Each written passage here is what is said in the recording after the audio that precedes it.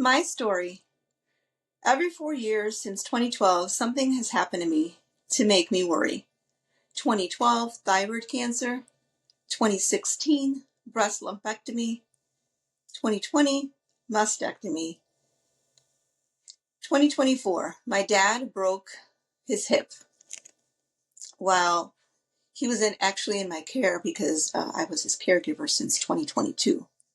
What had happened is we dropped him off at a family member's house. My husband and I wanted to go on a mini vacation for just a few days. We haven't gone in a while. So I dropped him off and I hear that he broke his hip.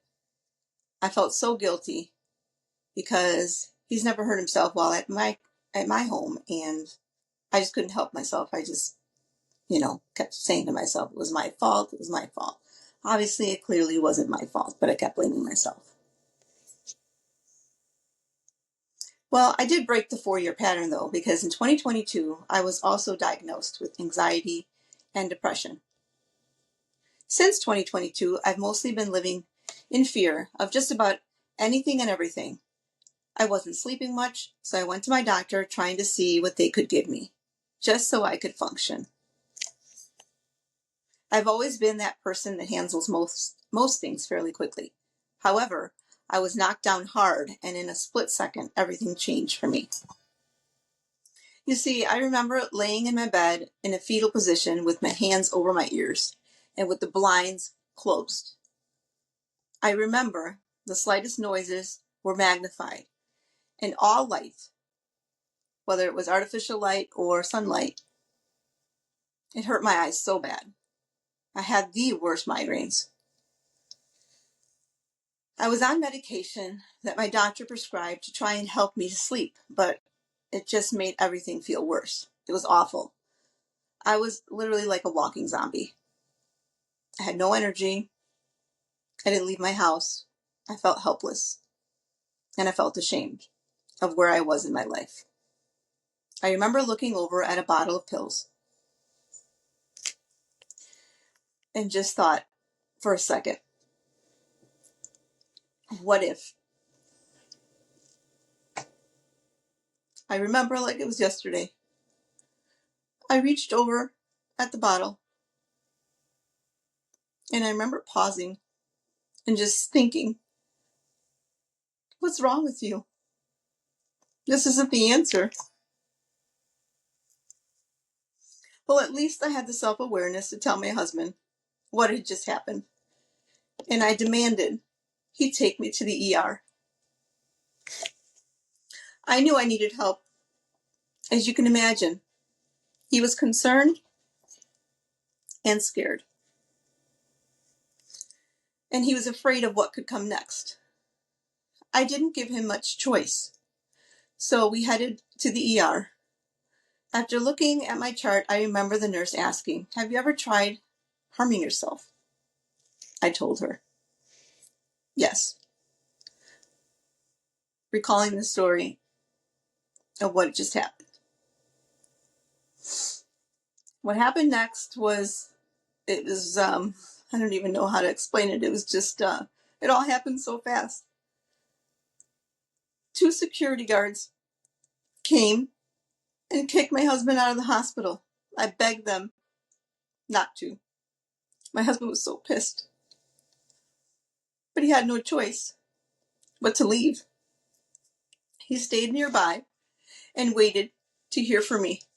It all happened, like I said, it all happened so fast.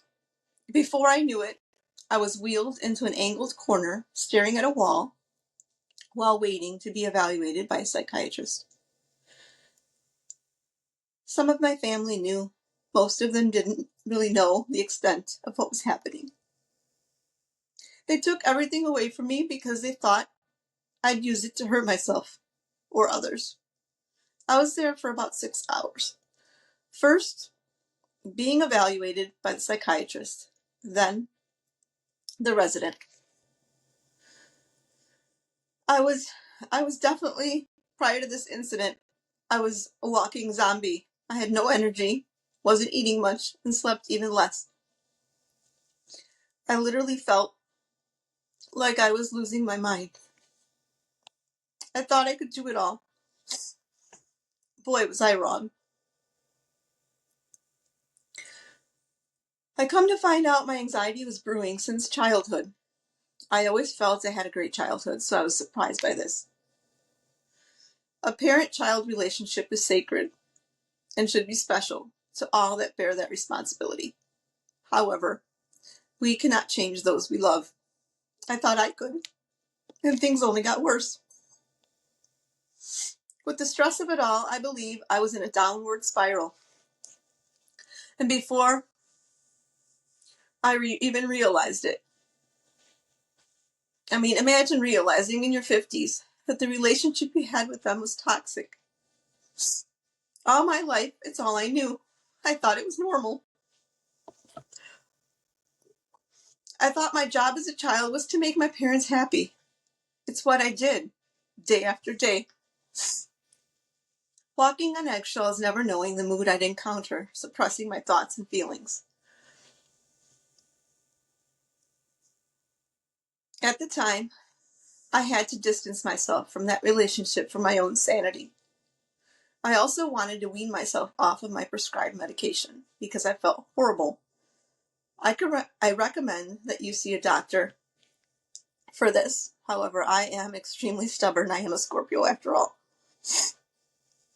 Oh. Okay.